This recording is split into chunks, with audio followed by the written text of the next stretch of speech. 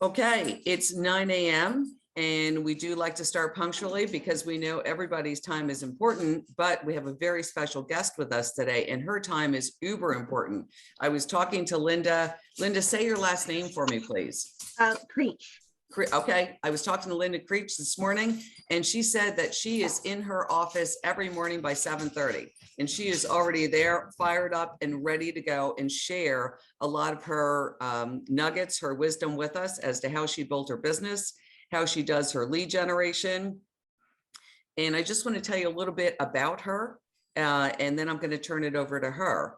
So Linda started her career in the manufacturing industry. Wow, you could be used today because it looks like you were in the supply chain, procuring and scheduling the delivery. And then you left the corporate world to raise a family, as many realtors do, and then started your own business, working closely with clients, meeting their needs and deadlines, which is exactly what we do in the real estate business. And working on attention to detail, ability to organize and communicate, all super skills that lead to a successful real estate career. You said that your husband, John, you've been married over 33 years. You have 2 boys and 5 grandchildren. I'm envious. I only have number 2 on the way. And John is a licensed real estate agent. He helps you during your very busy times. So without further ado, let me turn it over to you and tell us, like, how did you build this business? What is your main form of lead generation? What's your backup form? And then we'll have time for a question and answer around 9:22, 9:23. And then at 9:30, we're going to get to our lead gen. So take it away. Okay, so, one of the things you said, Val, is that I built my business. I'm going to be very honest, I am building my business. So when I joined Keller in 2018, I had a great year for me. It was 15 transactions, and that was pretty good for me. And I got that way just by having the opportunity to call people and say, hey, I changed companies because I was with another agency. But then 2019 came and I did I sold 6 homes. That didn't work for me. I hired a coach and we started in January of 2020, a MAPS coach. And pandemic hit, right, as you all know, and I froze for about a minute because I got on Facebook to see what everybody else was doing. And I was lucky enough to join the Pivot Shift Ahead community on March 16th, 2020. That community, in addition to the fact that we went to Dallas and went to family reunion in 2020, and my husband and I changed our world. I finally was learning how to run a real estate business, not just have it come to me. So in 2020, we did 20 transactions. 2021, we did 22. I'm not setting the world on fire, but I'm very happy in my business. I've already closed 5 this year and we have 4 pending. So my goals are much higher than what I'm meeting, but I keep increasing them. The way I increased my business was by calling people starting in March of 2020 and just checking on them. And I see a lot of familiar names and faces. I know that you're on these calls. I called people just to see how they were doing. Last night, to prepare for this, because that's how I roll, I did it last night. I went through my transactions. 65% of my business came from my database, my sphere of influence. All but 3 of those were listings from that 65%. 20% came from my farm. My farm is very small. It's my neighborhood. It's 135 homes. But I hit them hard, and I hit them hard every month. Quarterly, I drop by, I knock on the door, I give them a market update and something silly. January, when everybody was getting sick, everybody got a bowl of soup, or not a bowl, a can of Campbell's soup, and from their superstar realtor in the neighborhood. So it's silly things, but it's memorable. Every spring, my neighborhood remembers that I'm going to give them a sponge for spring cleaning. They ask for it. Are we getting a sponge this year? So it's nothing that breaks the bank, but I've had 12 transactions out of those 135 homes in the last 2 years. So I think for me, it's just being there and the repetition, but definitely most of it is from my sphere of influence, calling, seeing how people are doing. This year, we're focusing on calling people and saying, you want to know how much your house is worth? I'll do that equity analysis. Yesterday, I sent everybody in my sphere an email through a smart plan. It's super easy. If you don't know how to do it, figure it out. And I highlighted my 3 top buyers, my 3 buyers with the biggest need. Within hours, I had 6 phone calls back and 4 emails back, and we have 2 listing appointments now. I mean, that was less than 24 hours ago. The people that you care about or show care for want to help you. And that's the only thing I can say. It's been my database. I keep talking, but my day doesn't start at 7:30. It actually starts at 6:30. I'm on a call I'm on a call at 6:30 every morning, which is a script and role play. I'm listening more than I am talking on that one. I'll be honest. It's on Early Birds. No, it's on the Clubhouse app. It's called Early Birds Talking Real Estate. It's a nationwide group. And then I am at my desk at 7:30 where I sign into that Pivot Shift Ahead group, and I am being free coaching, guys. It's free coaching on that call. And then 8:30 every morning, I'm also on another nationwide scripts and role play.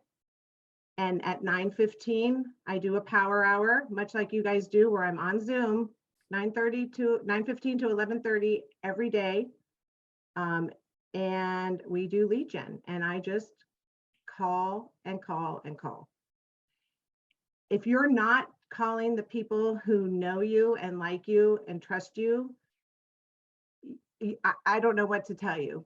I hesitated. It took me 4 years to get to that, but as soon as I started it, my business changed. Yeah, that's amazing. So people are listening very intently here on all these calls that you're in. You said a 6:30 a.m. early bird? Yes. So and that's with, again, sorry, my dog is making noise back here. And that's with Clubhouse, did you say? There's an app called Clubhouse, and I know some of you are on that too. There's an app called Clubhouse, and 2 women that are high producers. One's in Baltimore. She was actually my son's real estate agent. She's an MREA, and the other one's up in Boston. And they started this Early Birds just to talk about real estate. Well, it's turned into a script and role play, and there are some pretty heavy hitters from around the country who are still practicing their scripts every day. But it's simple. You call especially if you're calling people you know. Hey, how are you? What's new? I do the Ford script most often. I'll be honest here. I don't follow it exactly. I usually ask about their occupation last, because that's really the conversation, I'm gearing towards in the end. So we talk about things, and if it's appropriate, how's work going? And then you guys all know this. They ask you too. If you ask somebody about their family, they're going to ask you. And that's really how I'm building the business. Until I came to KW, I honestly didn't have a database. Didn't start working on it till they launched Command. And I'm still trying to add to it every day. That's the biggest thing, is to add a qualified pipeline lead to your database every day by asking people, who do you know that's thinking about selling their home? So what kind of response do you get out of that when you ask that question? Are you embedding it into your Ford phone calls? Yes. Yeah. So usually I used to ask it like, do you know anybody? Well, that's an easy answer. Yes. They'll say yes or no. And I don't want that. Then the conversation ends. So now it's, who do you know who's thinking about selling the home? Most people will say, gee, I don't know anybody right now, but I'll let you know. So that's an opportunity to call them back in a week to say, hey, remember you said you'd let me know if you knew anybody. Did you think of anybody? And it's taken a lot for me to make the transition to tracking this, but I do. I track it on a handwritten spreadsheet every day. I don't know if you can see it. My calls, who I called, did I speak to them? Did I have to leave a voicemail? Did we talk by text? are they a qualified pipeline lead? Do I need to add them to command? And did I make an appointment? But it also gives me the opportunity at the end of the day to see how many people I connected with and who I need to follow up with. Mhm. Yeah, so knowing your numbers, absolutely. Did you create that spreadsheet, or are you using it out of any one of our many toolboxes? I'm using it out of one of our many, many toolboxes. But what's important to me is that I didn't start tracking my numbers very well. I am not a spreadsheet person. Yes, I can share it. I am not a spreadsheet person, but it's helping me track my numbers. And I think the accountability has been really important. I had a goal every day of meeting it, but I didn't really track it. So then I started tracking it, and then my coach said, "Great, that's great. Do you want accountability around it?" And it was an honest question because he's not one who forces anything. And I said, "I do." Well, all of a sudden he said, "Great, at the end of every day, you're going to receive a spreadsheet from me and you're going to fill in the numbers." And it was eye-opening. I was not meeting the numbers that I had said. So it was a goal, but it wasn't a commitment. So it has kind of changed my thought process now, because now when you have to tell somebody how many connections you made in the day, it's a whole different ball game, because you don't want to, if for somebody like me, I'm very competitive and I don't want to disappoint, and I don't want them to see that I didn't do what I committed to.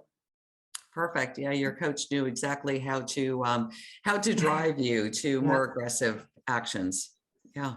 And the fact that you all have the power hour opportunity or the lead gen opportunity when you're on mute is huge, because we hold in the one I'm in, we kind of hold each other accountable. Like I see somebody on here that's normally on the power hour, and I'm glad he's here.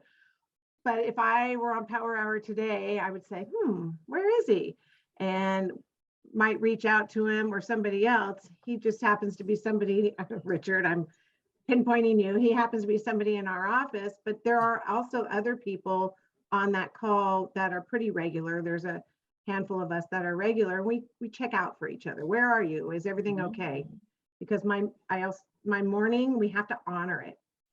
Lead gen with honor, time block with honor. Don't just say you're going to do it. You need to do it. And when you do it, you'll find A, you have more free time, and B, that your business will grow. Yeah. So what is the result on a day where you don't time block or don't honor your commitment to lead gen? I'm horrible to live with at the end of the day. And the next day I really do intend to double down on it. When I know I'm going to be off on a Friday, and I'll be honest, I take a lot of Fridays off. My husband and he doesn't work on Fridays anymore, and we like our grandkids live in another state. So when I know I'm going to be off on a Friday, I change my goal for each day and the hours that I'm going to lead gen. And honestly, I lead gen typically for 2 hours a day. So if I don't meet my goals and I have 4 goals in every day of lead gen: to meet the number of hours that I've committed to meet the number of contacts that I've committed to make at least an appointment, and to add somebody to my qualified pipeline. If I lead gen for 5 minutes and I get an appointment and an add to my pipeline, I'm not done, because I haven't contacted the number of people that I want to contact. And that's what it's about. It's just the constant contact, or what it's about for me. I don't call FSBOs and expireds. That's just not been my business. So Linda, how many contacts do you have in your database then? I only have, ones that are not real estate agents, I only have about 600. And that will be a husband, and many of them are husband-wife. So I'm going to say 400. That's awesome. And are you able to talk to all of them on a quarterly basis, or what is your contact routine? Yep. So it is. I do follow the DTD2. That works for me. It eliminates call reluctance, which I still get. In fact, I had one yesterday. I haven't talked to this woman in I don't know how many years, and I finally somehow came across her phone number. I didn't. I'll say I have a virtual assistant. She probably found it. And I noticed there was a phone number in there. It's like, all right, I'm going to call her. And I called her, and, you know, this doesn't always happen. She and her husband are toying with selling their house. So I finally called her. She was perfectly happy to take the call. We chatted. I asked her if she knew anybody in her neighborhood that was thinking of selling, because I actually do have somebody interested in that neighborhood. And she said, you know, we're toying with the idea of selling our house.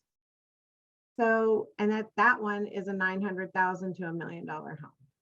And if I had skipped over her, like I have done in the past, let me tell you, there are people I skip over and I'm not supposed to, and but I do it. We all do. Mm-hmm. And for some reason, I picked up the phone yesterday and just said, what have I got to lose?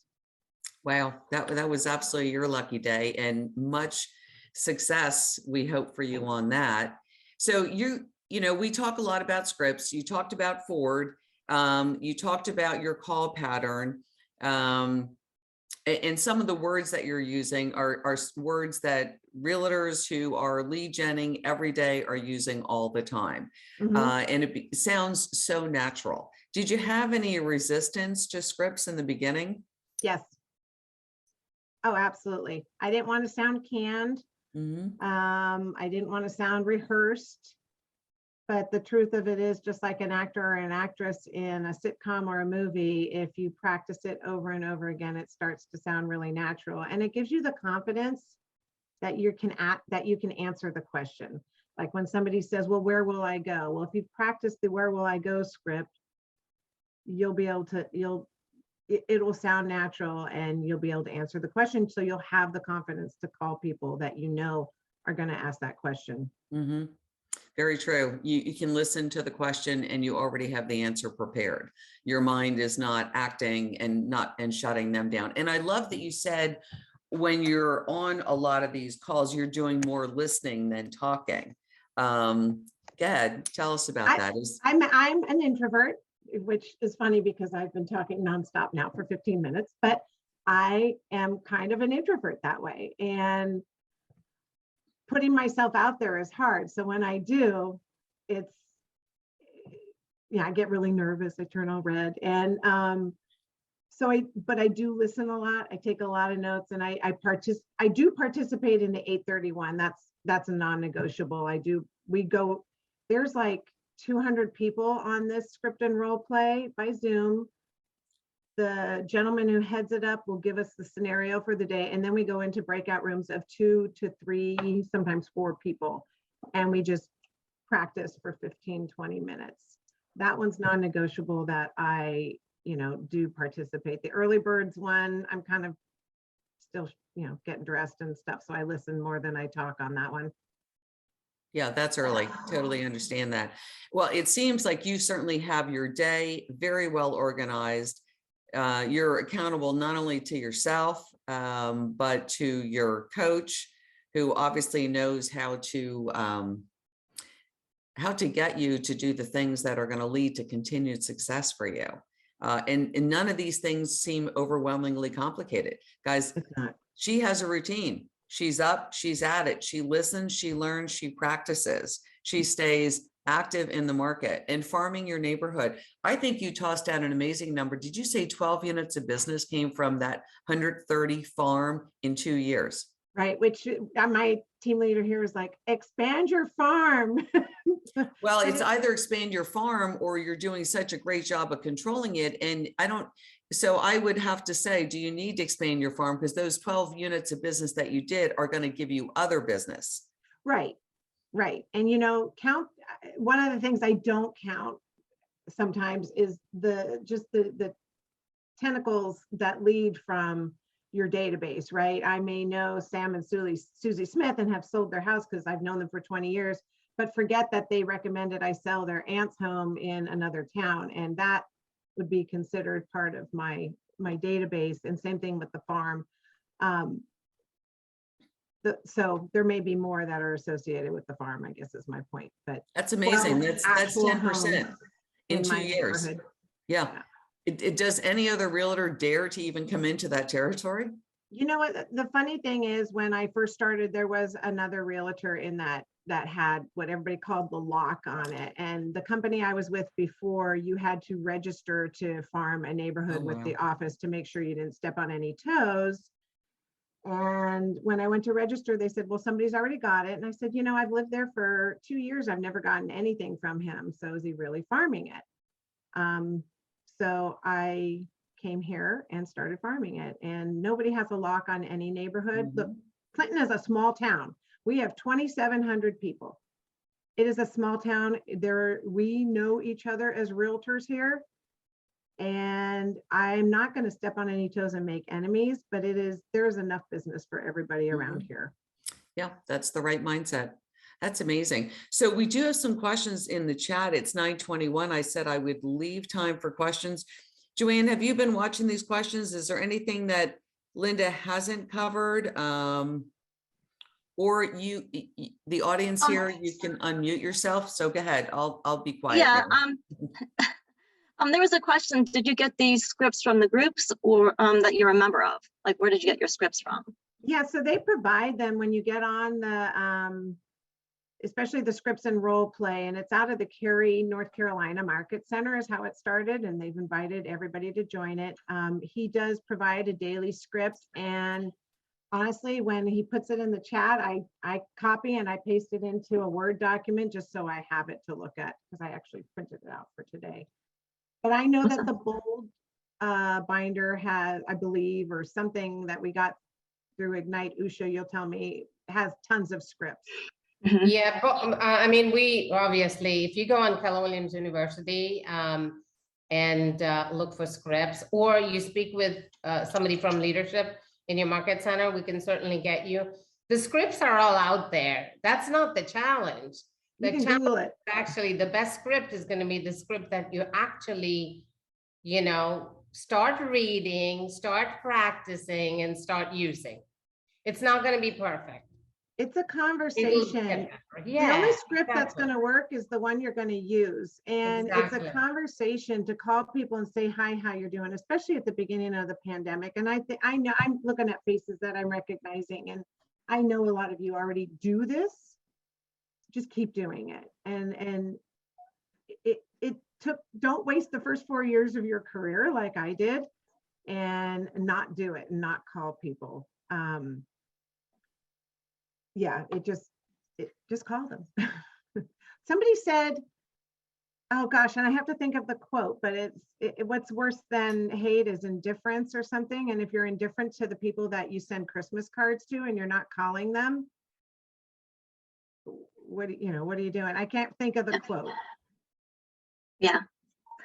So besides lead gen and script practice, what would be the next big thing that you think has helped you succeed that you do every day? Besides lead gen? And script practice. Gosh, I don't know. But I consider it lead gen. I think trying to, probably branding, like myself with the farm, just keeping my, it's consistency. And I'm old school, so I know that there are, the generation of younger people that think, oh, snail mail is not the way to go, but that has worked for me.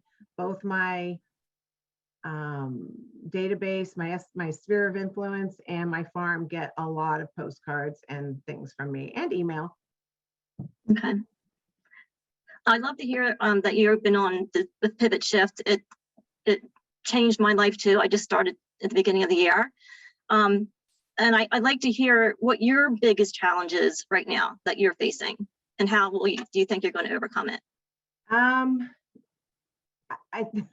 My biggest challenge is probably my own, getting over my own self, and call reluctance. I still have it. Calling people that I would see in the grocery store and be able to have a great conversation, but I never knew them socially. And there's a script for that. And I brought it up one time on that early birds call, and he had a great script for it. I don't remember all of it, but it's like, you know what, you were on my mind and I just wanted to reach out to you. But that's probably my biggest hurdle right now, is getting over calling people that I haven't spoken to in a lot of years. Yeah. And I'm sure all the things that you're doing in the morning's helping for that as well. Mhm. Yeah. There's a question that says, curious to hear a few other ideas on the cheap gifts you give your farm. Oh my gosh, it's so silly. Like I said, it was the can of Campbell's soup when everybody was getting sick and it was cold here, and I just felt like everybody needed chicken soup. So I bought 135 cans of soup, and I gave a market update too. So it's, bring some value as a realtor. Let them know how many homes sold in the neighborhood, what the price range was. Don't take credit for ones you didn't sell, but just overall let them know. What the sponge is like, order a box of them on Amazon, and I think the ones I get are pretty nice, so they're like $1.79 each. But with it comes a calendar of events for our town. Here's things that are coming on. So that was tough in 2020 because everything stopped. So I think we did a card that had like little cleaning tips. In the summertime, I do drop Popeyes quarterly in the neighborhood. I do flags around 4th of July or glow sticks. If you do a flag that you cannot attach your business card to it, you're not supposed to use the American flag as advertising, just FYI. So sometimes I do glow sticks. And at Halloween time, we live in a walking school district. I go down by the crossing guard and I give out little bags of pencils and Halloween stuff. So, but that has my business card in it. That's Yeah. awesome. To be Great there. ideas. So it is 9:27, and I know Linda's anxious to get back to her lead gen. I am. This is kind of And freaking me out. I told you. I know you said that, and I know some of the people that are religiously on those calls. And I love how you say you guys look out for each other and hold each other accountable too. So we're going to let you go. The rest of the people are going to stay on the call and actually put some of what you told them into action, which is the most important thing. There's no perfect script. There's no perfect gift. It's action, action, action. It's making the calls. You said, just to wrap it up, about call reluctance. I would think yesterday, after getting that lead for 900 to $1 million, that your call reluctance would be fading dramatically. Yeah. Absolutely. So absolutely. get And out I'll be there. honest, I took too long getting ready to make the calls. And if Mhm. you're new in the business, I don't know what everybody's